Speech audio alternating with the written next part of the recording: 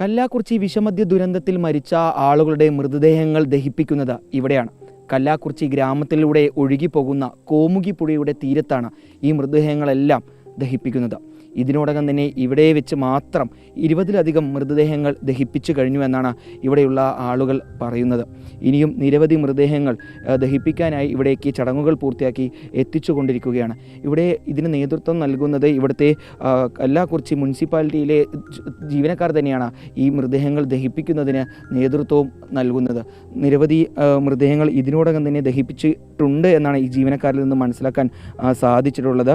നിലവിൽ ഇപ്പോഴും ഈ മരണസംഖ്യ ഉയരുന്നതുകൊണ്ട് ഇവിടെ ദഹിപ്പിക്കുന്നതിനുള്ള ഈ മൃതദേഹങ്ങൾ ദഹിപ്പിക്കുന്നതിനുള്ള ഒരുക്കങ്ങളെല്ലാം ഇപ്പോഴും നടത്തിക്കൊണ്ടിരിക്കുകയാണ്.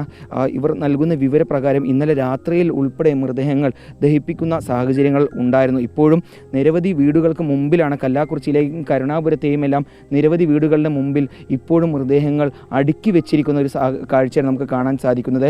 ഇവിടെ ഈ കോമുകി പുഴയുടെ തീരത്ത് വന്ന് നിൽക്കുമ്പോൾ ഇവിടെ ഈ കല്ലാക്കുറിച്ചിയിൽ ഈ വിഷമദ്യം കഴിച്ച് മരിച്ച മുഴുവൻ ആളുകളെയും ഇങ്ങനെ ദഹിപ്പിച്ചതിൻ്റെ അവശിഷ്ടങ്ങളാണ് നമുക്കിവിടെ കാണാൻ സാധിക്കുന്നത്. അവരുടെ ബന്ധുക്കൾ അവസാനമായി ഇവിടെ വന്ന് ആ മൃതദേഹങ്ങൾക്ക് അന്ത്യചുംബനം നൽകി ഇവിടെ നിന്ന് ദഹിപ്പിക്കും ചെയ്തു കഴിഞ്ഞ് ഇവിടെ നിന്ന് മടങ്ങിപ്പോയതാണ്. ഇപ്പോൾ അവരെല്ലാം പലരും മടങ്ങിയെത്തി ഇവിടെ നിന്ന് ആ മൃതദേഹ അവശിഷ്ടങ്ങളെല്ലാം അവരുടെ ചടങ്ങുകൾക്കായി കൊണ്ടുപോകുന്ന സാഹചര്യവും ഉണ്ടായിരുന്നു. ഏതായാലും ഇനിയും വേദനിക്കുന്ന കാഴ്ചകളാണ് കല്ലാക്കുറിച്ചിയിൽ ഉണ്ടാകുന്നതെന്നാണ് ഇവിടെ നിന്ന് മനസ്സിലാക്കാൻ സാധിച്ചിട്ടുള്ളത്. ഇവിടെ നമുക്ക് കാണാം ഇനി വരുന്ന മൃതദേഹങ്ങളെല്ലാം ദഹിപ്പിക്കാൻ വേണ്ടി ഇവിടെ ഒരുക്കി വെച്ചിട്ടുള്ളത് വിറക് തടികൾ അടുക്കി വെച്ചിരിക്കുന്നു. അതിന് മുകളിൽ ഇവിടുത്തെ രീതി അനുസരിച്ച് ചാണകം കൊണ്ടുള്ള വരളി ഇവിടെ മേലെ വെച്ചിട്ടുണ്ട്. അതിന് മുകളിൽ വെച്ചാണ് ഈ മൃതദേഹങ്ങളെല്ലാം ദഹിപ്പിക്കുന്നത്. ഇവിടെ ഇപ്പോഴും നിരവധി മൃതദേഹങ്ങൾ വരാനുണ്ട് എന്ന വിവരത്തിൻ്റെ അടിസ്ഥാനത്തിൽ ഇവിടുത്തെ നഗരസഭാ അധികൃതരും ജീവനക്കാരും എല്ലാം ഇനി വരാനുള്ള മൃതദേഹങ്ങൾ ദഹിപ്പിക്കാനുള്ള ഓരോ തട്ടുകളാക്കി ഇവിടെ സജ്ജീകരിച്ചിരിക്കുന്നതാണ് നമുക്ക് ദൃശ്യങ്ങളിൽ കാണാൻ സാധിക്കുന്നത്. വളരെ ഹൃദയഭേദകമായിട്ടുള്ള കാഴ്ചയാണ് ഈ കല്ലാക്കുറിച്ചിയിലെ ഈ കോമുകി പുഴയുടെ തീരത്ത് നിൽക്കുമ്പോൾ കാണാൻ കഴിയുന്നത്. കാരണം വളരെ ഭയാനകമായിട്ടുള്ള നമ്മളെല്ലാം വളരെ ഭയപ്പെടുത്തുന്ന ഒരു ദുരന്തമാണ് കല്ലാക്കുറിച്ചിയിൽ ഉണ്ടായിരുന്നത്. ഒരു പക്ഷേ അധികൃതർ കൃത്യമായി ഉണർന്നു പ്രവർത്തിച്ചിരുന്നെങ്കിൽ ഈ ഒരു ദുരന്തം ഈ കല്ലാക്കുറിച്ചിയിൽ ഉണ്ടാവുമായിരുന്നില്ല. ഇത്രയും മൃതദേഹങ്ങൾ ഒരുമിച്ച് ഈ കോമുകി പുഴയുടെ തീരത്ത് കിടത്തിക്കൊണ്ട് സംസ്കരിക്കേണ്ട ഒരു സാഹചര്യം ഈ കല്ലാക്കുറിച്ചിയിൽ ഉണ്ടാവുമായിരുന്നില്ല.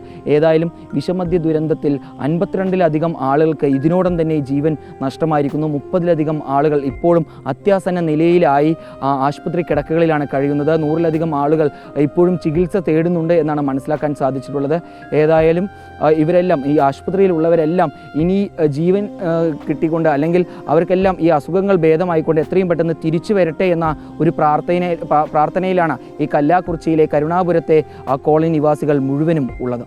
വീഡിയോ ജേർണലിസ്റ്റ് വിനു സിക്കൊപ്പം reporter Iqbal Arkal, in reporter, കല്ലാക്കുറിച്ചി.